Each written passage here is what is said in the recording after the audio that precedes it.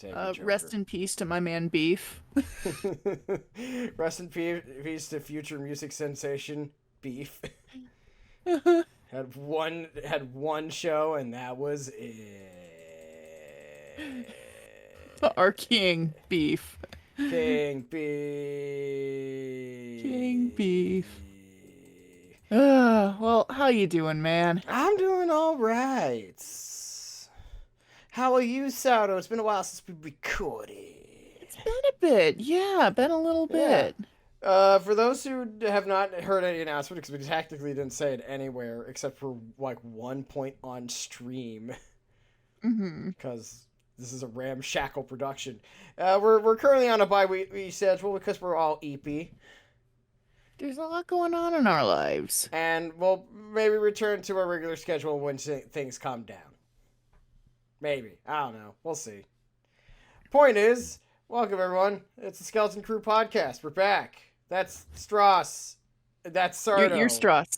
Yeah. Well, now I'm not. Now I'm Sardo. You're Damn. Stross. Damn.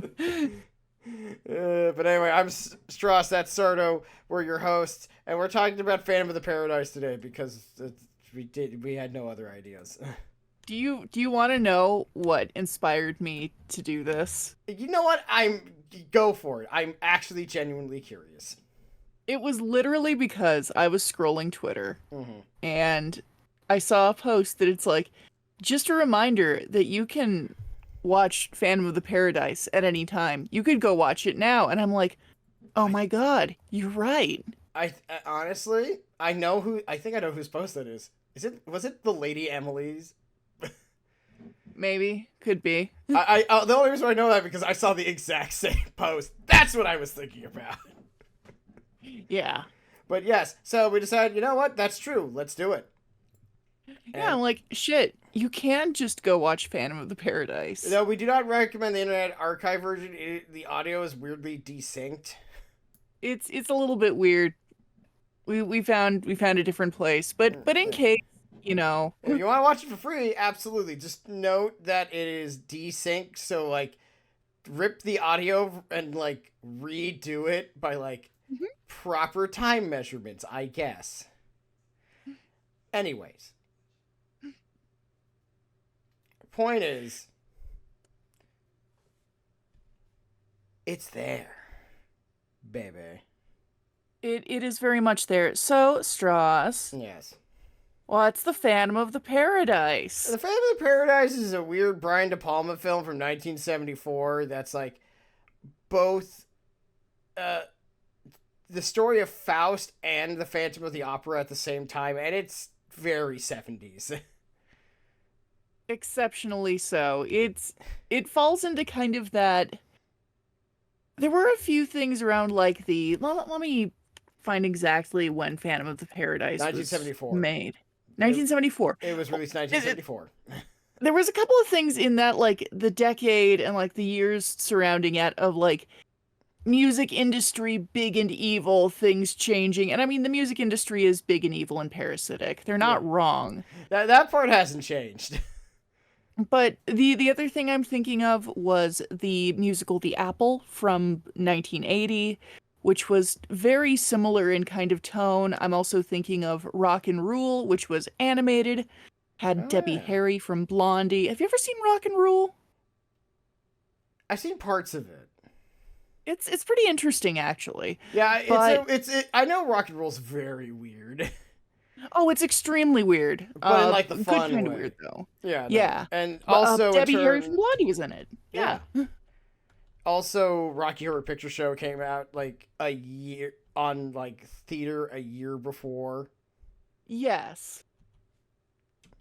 It is definitely from around a very specific time period of like rock and roll, all that jazz, but not the actually. Did all that jazz came out that time? Let me look. It did. 1979. Well, there we go. Yeah. But there's also this thing of like kind of other music genres who are usurping, rock and roll and that's bad because they're not rock. It's not so much rock and roll as much as it was this, like, the nostalgia circuit came back.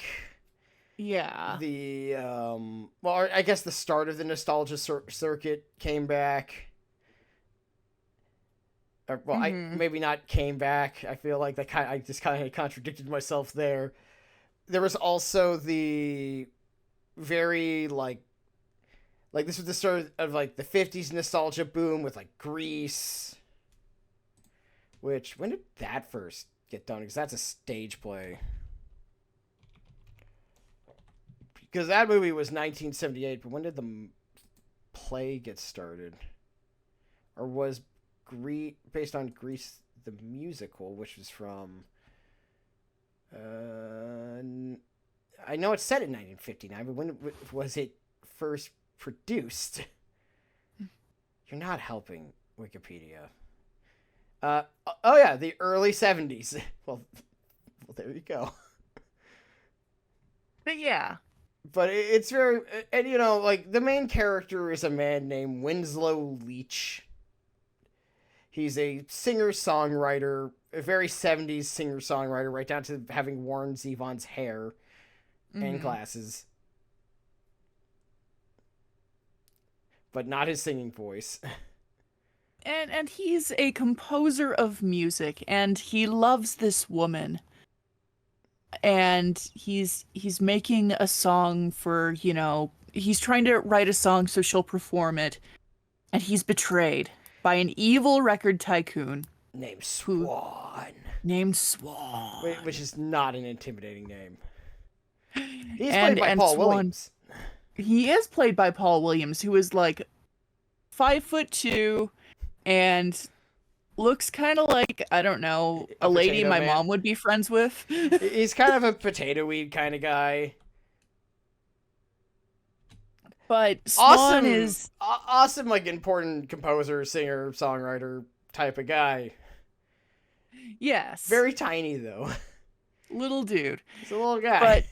But Swan here, he's the archetypical corrupt record executive. He's a firm believer in the casting couch. There's a bit at the beginning where he has women audition by having like a big clothed lesbian orgy on a bed so he can watch through a camera.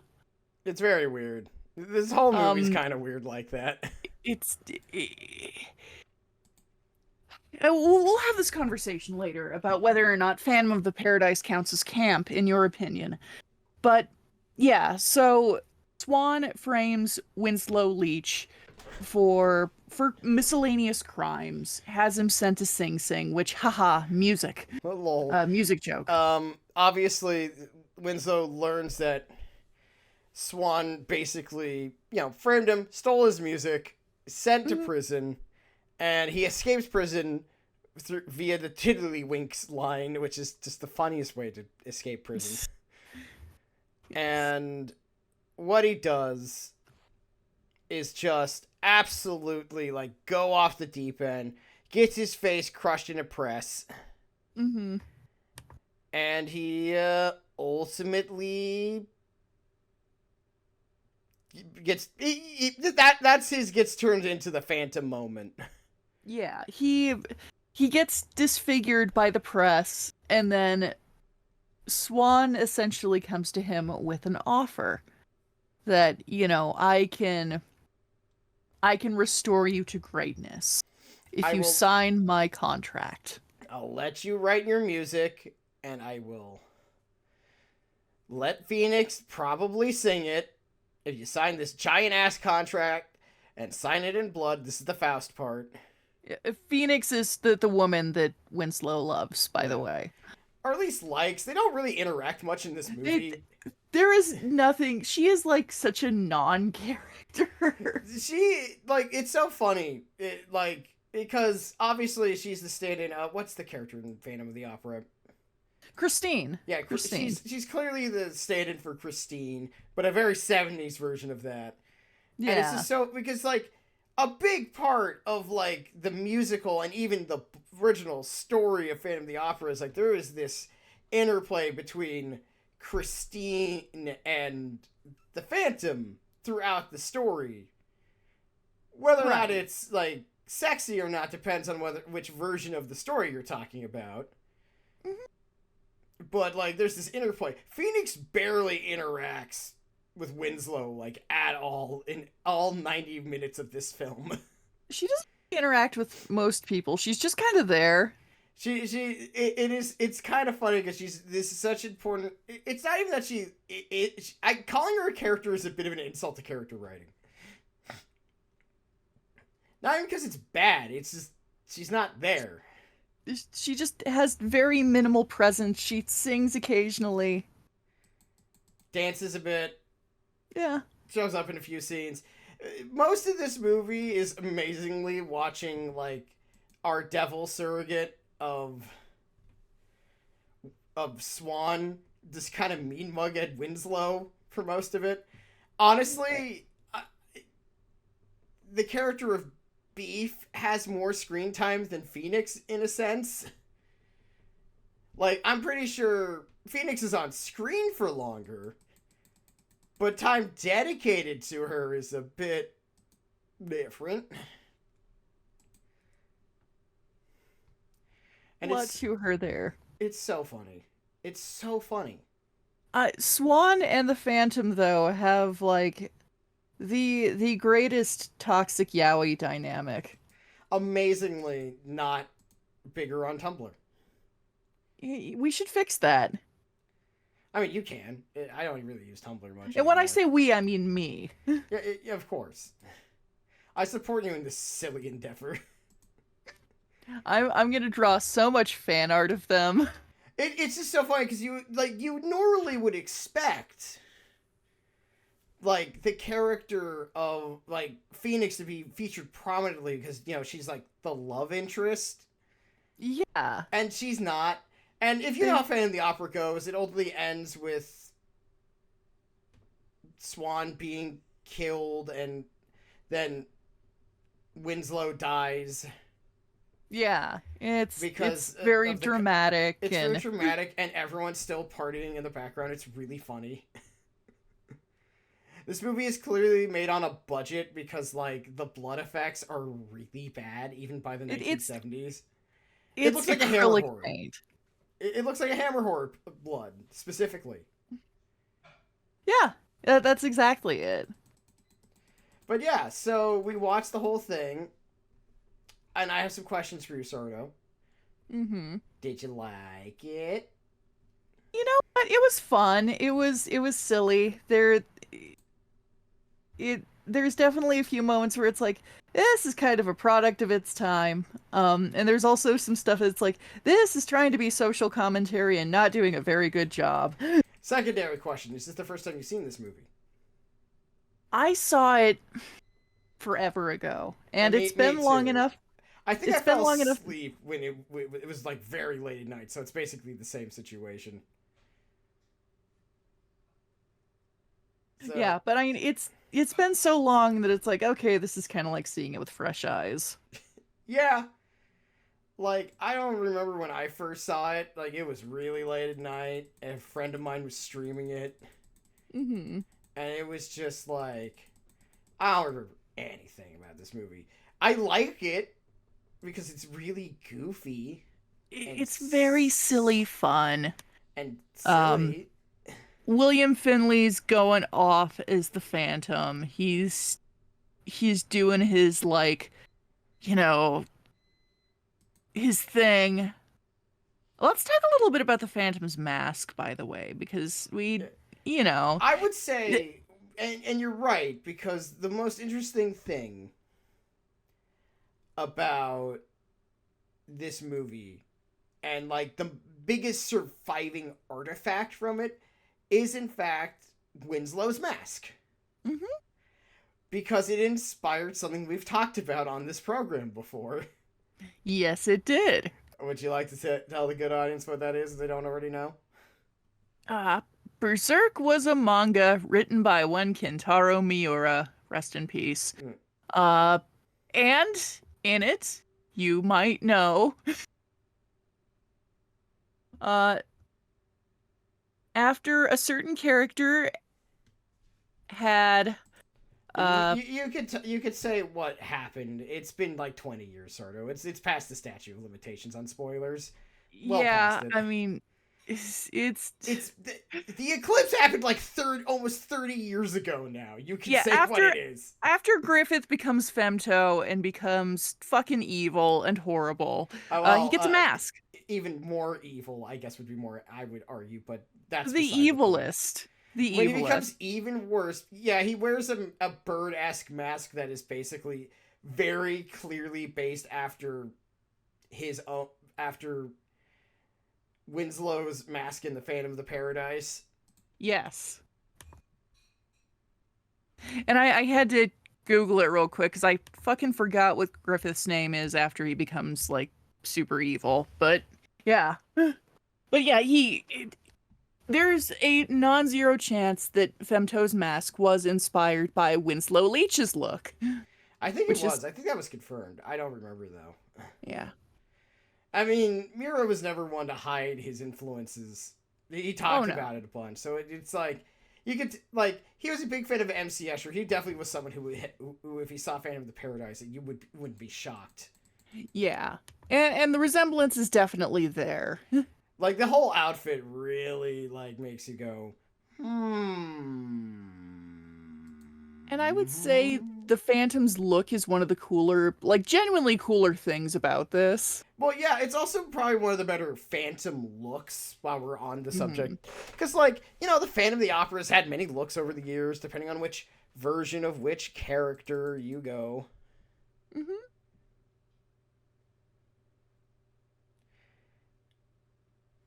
It's just, yeah, you go through it, and then it's just like, it's a very 70s movie. Exceptionally so. Everyone's hair is super, like, Paul Williams' hair is super 70s. Very teased, very, like, light blonde. The character of Beef has, like, the tightest curls you've ever seen on a man. I want to talk a little bit about Beef. Go for it. This is your chance just to talk about Beef for as long as you want. When I tell you, and I told you this, but when I say the grip that Beef would have had on transgender men, including myself, in this day and age, I was just looking at this guy, it's like, holy shit. Beef is played by Garrett Graham, and he's the dude of all time. Oh, he's so much fun. He is maybe one of the best parts of this movie. I've seen his, like, weird, like, when they debut Beef officially face. Mm-hmm. And to this day, I am shocked that no other gifs of him remain from that, because people aren't doing their job, Sardo. They are not. They're really not. They're not pushing Beef. They're not pushing Beef properly. They need to push Beef. We as a society need to push Beef. But Beef, the character, not Beef, the Beef. Beef is doing fine. Yeah. Beef, the character, is not. Beef, the character dies. Yeah, that part's fine. It's not that Beef, the character, dies. He dies in such a goofy fashion, and how is that also not, like, several gifs? How is that not a gift set on Tumblr already? That I've seen, like, 5 times. Idea. I've seen his, like, face, like, hundreds of times, but that's all I've seen of him. And really, the world's not doing a good job. We've let Beef down. We've disappointed Beef. We've disappointed Beef. Sorry, Beef, you've been disappointed once again. Then we play a guitar ballad. But yeah, Beef was hilarious.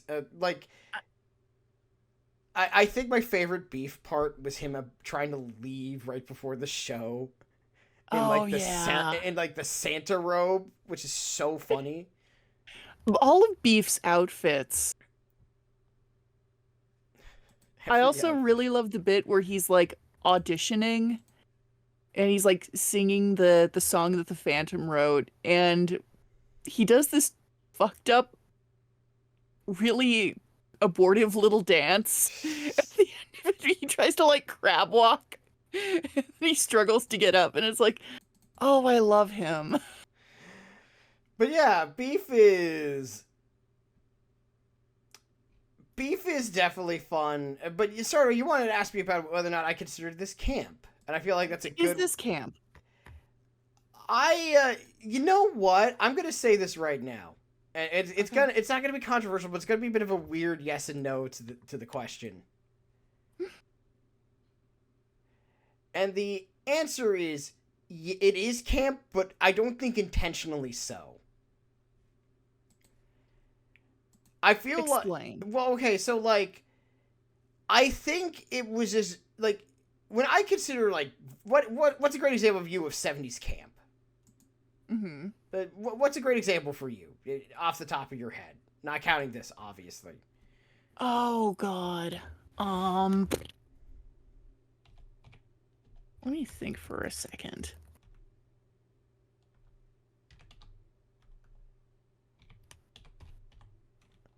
That's a really tough question. Because when I think of like 70s movies and like 70s stuff, you know, a great example of like unintentional 70s camp, like while technically not being the 1970s, Mm-hmm.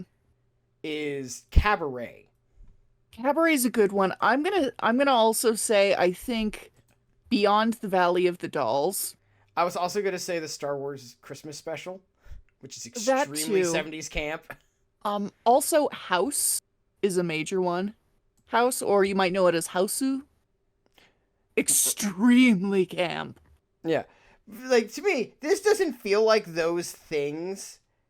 No. But the one it reminds me the most of is the Star Wars Christmas special. Because Mhm. it is not trying to be super like 70s and campy, like 70s camp specifically. Yes. But it is. It is a very like campy 70s movie. Mm-hmm. And like the Star Wars Holiday Special like is so very quiche and 70s and campy because of it.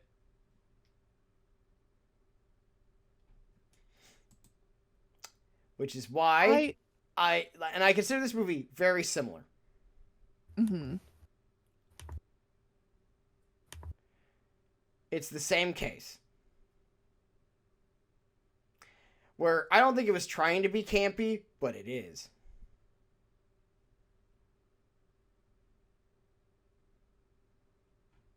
I think that I get what you mean. Yeah. It's more of like it is camp because that's just what it is. But I don't think it was intentionally meant to be campy. Except no, Beef. yeah. Because I feel like Beef was meant to be campy. I feel like there were points where it was definitely trying to kind of mock and lampoon the new wave sort of stuff. There's a lot of like making fun of the kind of Boy George, Adam Ant, Dead or Alive sort of stuff. Which is impressive considering that would be 10 years later. I mean, you know what? I'm just saying the vibe. The vibe. Well, I would say what it's really lampooning. It first starts with lampooning sort of the 50s nostalgia wave. Mm-hmm. Stuff. Like, the Juicy Fruit is clearly not meant to be taken seriously. Right. And then you get it's making fun, like, it's definitely like teasing about groups like T-Rex, you know, that very specific era of early 70s David Bowie. Mm-hmm. I'm trying to think of other, you know, I'm making fun of a little bit of ABBA. Yeah. And you know, a little bit of Iggy Pop, you know, basically teasing like the glam era, because definitely Kiss. Majorly Kiss. They are definitely lampooning Kiss. And it's just like it's very much teasing sort of that shock rock, glam rock era where everyone's just like kind of These going a men wear little. makeup. These not even that these men wear makeup. It's that these men wear silly face paint makeup. Yes. Like, we don't mean makeup. We mean like these guys painted their whole face black and white to go out on stage to sing about like doing your mom. Yeah. And the songs are absurd. Yeah, the songs are absurd. They're silly. Most of them are sung by Paul Williams, which is really funny. Mm-hmm. Because it's Paul Williams. Yeah. But yeah, it's very like the whole thing. Because this came out during the glam era with like Wizard, Slade, Brian Eno. And like the Hollywood stars, Pilot. I'm gonna give my opinion here, if I may. I'm going to say, and I don't necessarily consider myself an expert, but I think my intuition on this is fairly good. Uh-huh. I don't think Phantom of the Paradise goes hard enough to count as camp. I agree. I think it's more of retroactive camp. It's like it's the time. You know how like when you watch certain things, they get more campy as time goes on because we moved away from that look. Mm-hmm. That's how I feel about Phantom of the Paradise's campiness. Yeah. Where it's campy, but more so because it's no longer 1974 and less so because it was purposely trying to be campy. Yes. That's why I say retroactive camp. Yeah.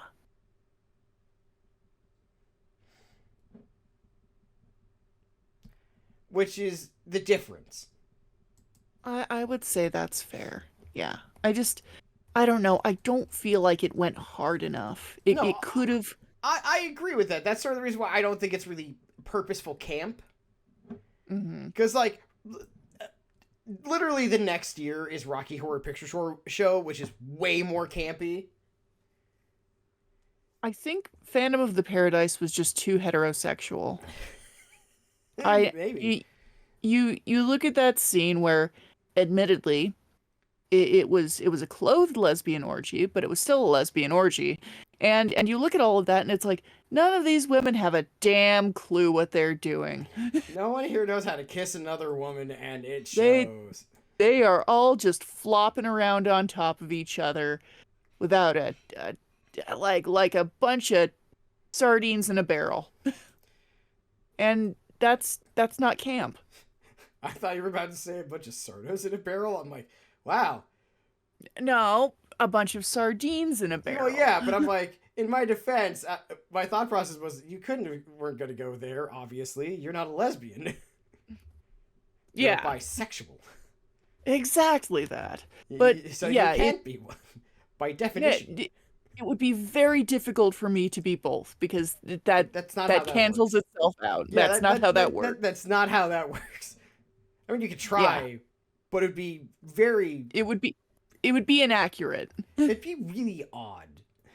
Yeah. It doesn't work that way, clearly. But yeah, no, I agree with your assessment that it's not really all that campy. Like any campiness that it does have that isn't like Beef is campy. Beef is campy, but it's just it's too straight. Beef is clearly designed to be campy. Like within, like obviously he's kind of gay. He's an effeminate man. But, Beef should have been the main character. I'm not sure if Beef would have worked as the main character. Beef should have been the main character. No, Beef should have been where Phoenix was. Yes, Beef should have been the love interest. Yes, Beef should have been the Christine analog in this. At the very change least. change nothing except make him the love interest. Yes. Though I will say the robotic voice that Winslow has to use because his face got crushed and his teeth silvered or whatever Mm-hmm. does not work as well saying beef as it does saying Phoenix. Beef. Beef. Yeah, I mean, it's just, the problem is it's not that campy. It could be campy. It is campy in places. It didn't It's go more far kitsch. enough. It's more kitsch, really. A little bit. It's You gotta push it a little harder. yeah. Obviously that's I don't think that was intentional, so fair enough. But I think really when it comes to the campiness of it, like it is campy in places. Do not get us wrong. We need to we're being fair when I say specifically there are points where this movie is very campy. Yes. But it's more goofy than campy. Exactly that. Not that that's a bad thing. We're not complaining. It's a fun movie. We would absolutely watch it again. Yeah, it was very enjoyable. It was very, very entertaining. 90 minutes, quick watch. Go watch it. Yeah, it's a very short movie. Brian De Palma is always very fun, and like he's the type of director who has directed a bunch of really like good movies, but that always have a like element of silliness to him. Yeah.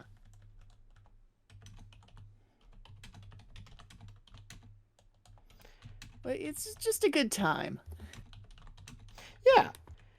It's a very fun movie. It's very well made. It's definitely relatively on budget. The music is goofy enough for it to be fun. It's a fun movie.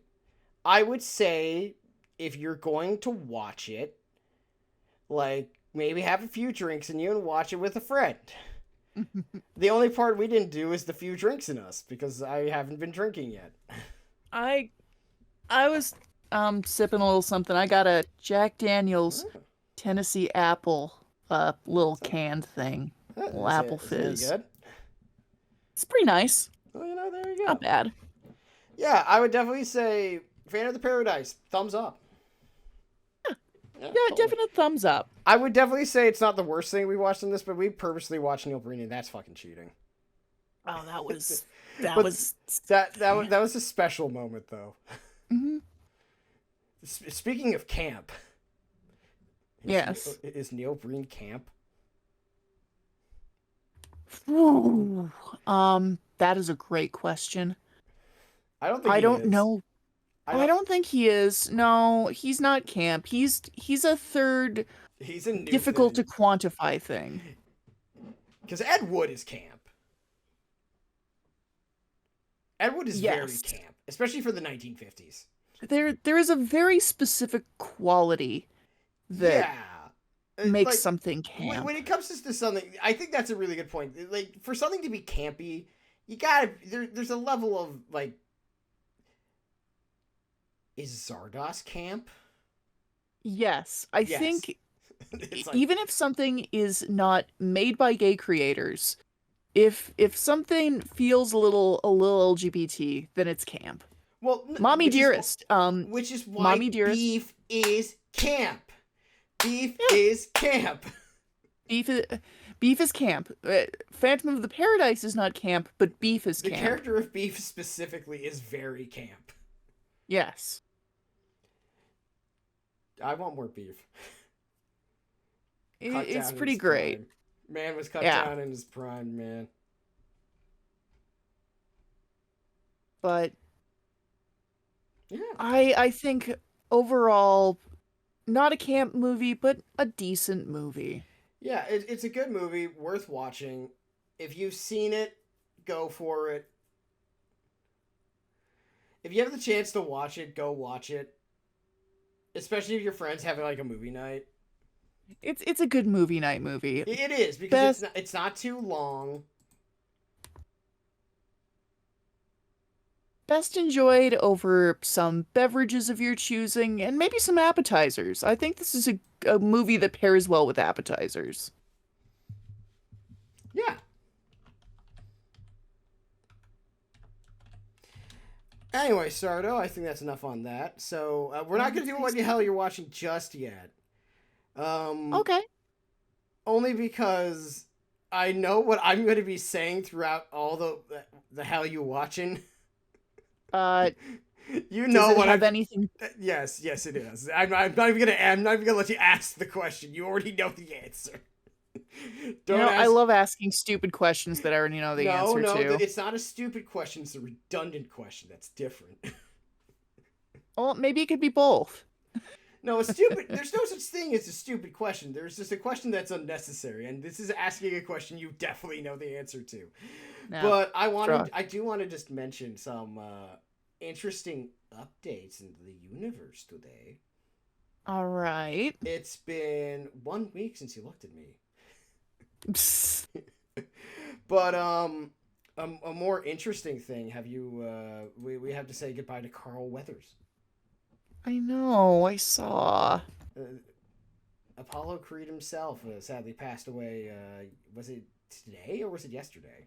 I think it was I yesterday. believe it was yesterday. Yeah, it was yesterday. Yeah.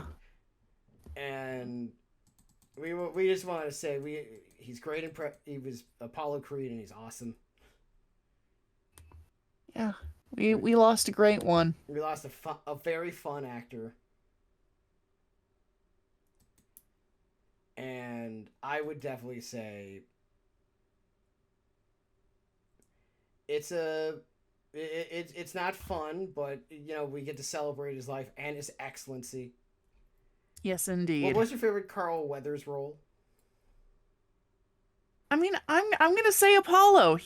Apollo Creed was just the dude of all time.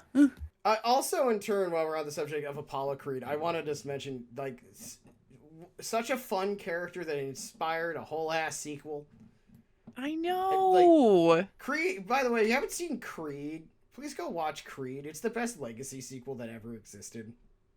Mm-hmm. God, the part where he like sees the flashback of his father in the boxing ring, and as he gets up, is one of the most badass moments in the film. When they I think finally so. played the Rocky movie when he's on his comeback, and you're just like, this is the best. This is the best thing. Oh yes. With that said, I would just want to say that also because we needed to fill time.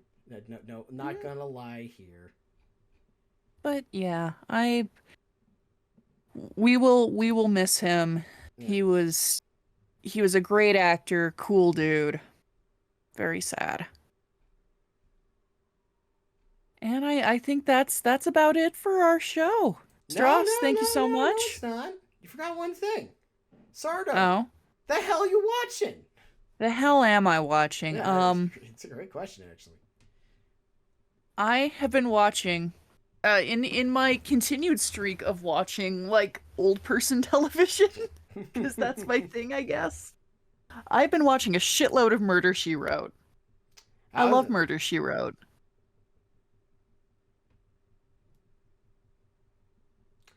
So Uh, how?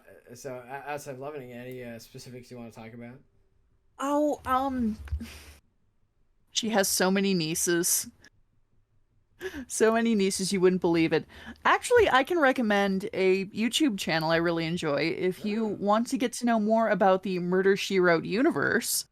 Uh, much respect to Angela Lansbury, great actress, by the way. You should check out Pushing Up Roses on YouTube. I really enjoy her. She does a bunch of like kind of old TV recaps and a lot of like 90s puzzle games No, too. it's so funny because I've known Pushing Up Roses for years. She's great. She's so this would be cool. my like 12th year of knowing of her existence. I follow her on Twitter. I do too. I love her work. I love her She's great. I tattoos. can so yeah, great tattoos. So Strauss, since you're aware of her, you can probably also recommend her channel, yes? Yeah, I mean, I've never really watched her stuff. I just thought she was neat. Well, I can confirm she is neat. I really like her work. She is a big Murder She Wrote person. Yeah. To me, So, when it comes to Angela Lansbury, like the thing this is how I hear her in my head. It's just the worst meat pies in London.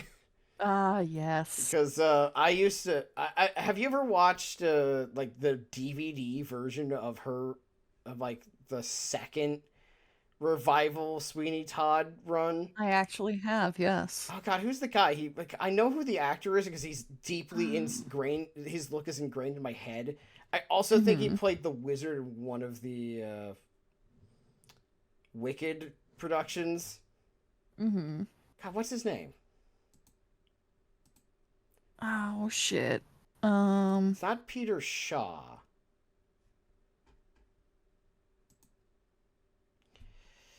Oh, That what? sounds close though. No, I think he's I the original one. Is the thing Mhm. because I know she was in the original Sweeney Todd. Yes. It's the '82 version. There. What is your? Hold on. There's the DVD case. I could just look it up. See who else is in it. That's not helpful. That's the contributors. Those are, I don't need the contributors. Helps. I don't know where. I'm trying to look this up and I'm having a bad time. Oh, I could just look it up other places. Oh yeah, that is Len. How do you pronounce this? Len Cario. Cario. It's a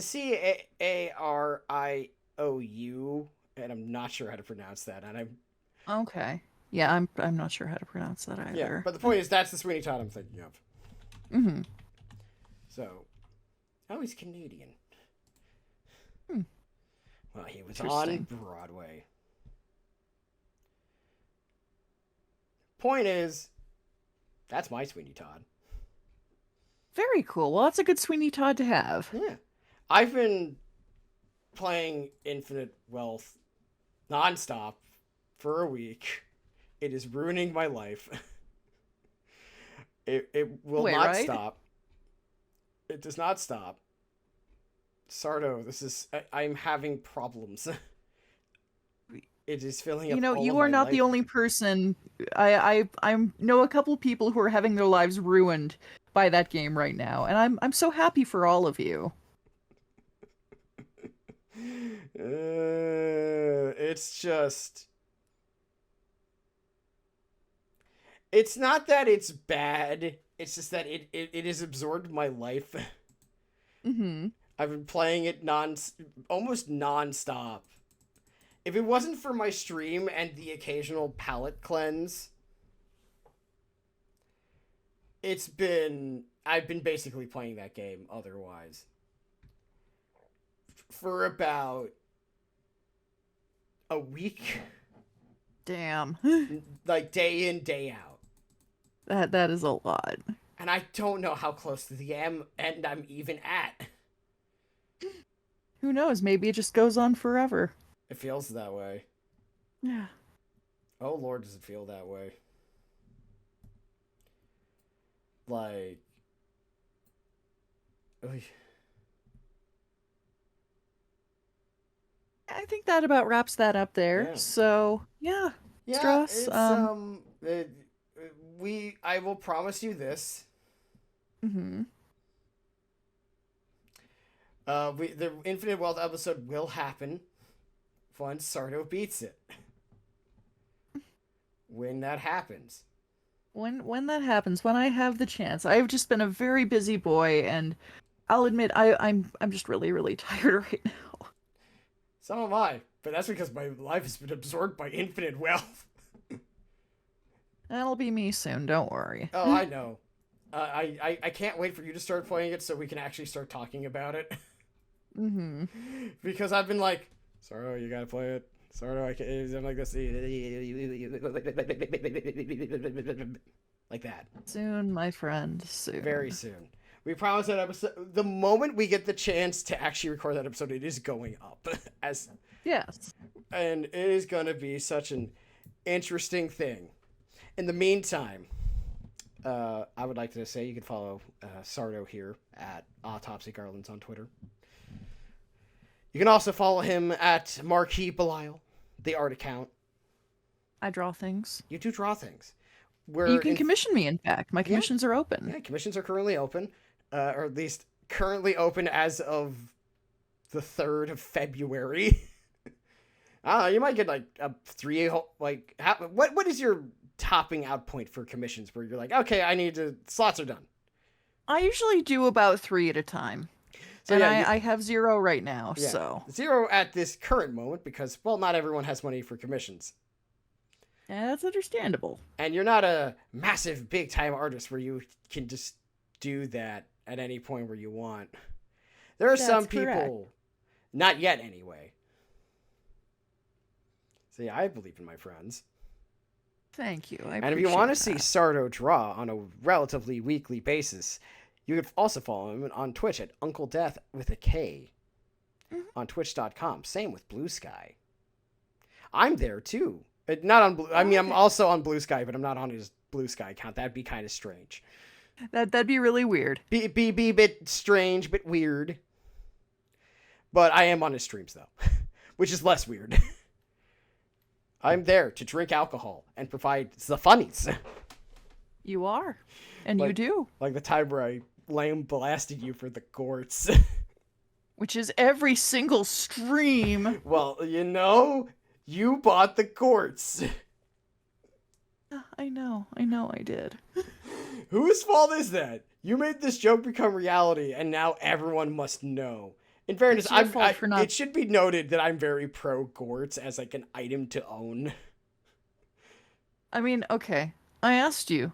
You were one of the people I asked, should I make these? And you said I should. So technically it's your fault.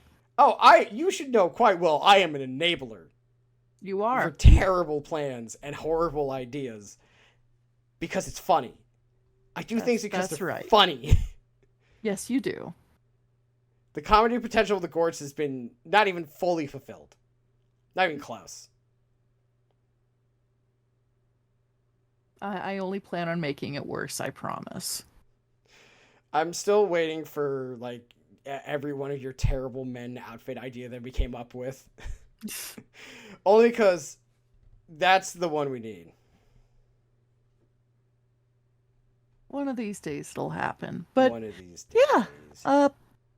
Thank you all for listening. I hope you had fun. I know I had fun recording this, so yeah. Remember, you can also follow me. Thanks for skipping over me, man. Oh, I'm sorry. Yes, you can follow Stross and all my. I'm sorry. We got kind of off track. It's okay. But for those who are wondering, you can follow me at All My Stross on Twitter, Twitch, and Blue Sky. Sardo streams Monday. I stream Tuesday, Thursday, Sunday. Yes. So tonight, when this comes out, tomorrow for me.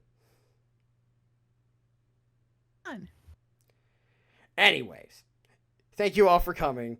Sardo has decided we are ending this podcast now. So am I. Because technically speaking, Sardo can't end this. I can. You can. Yeah, I have the power. I am the one with the button. It's just right there. I can be like, well, have a good one, everybody. Thank you for listening. See you next time. Yeah, see you next time. And also, in turn, please help me. Infinite Wealth has destroyed my life. I think you're beyond help there, my friend. Yeah. Anyway, bye.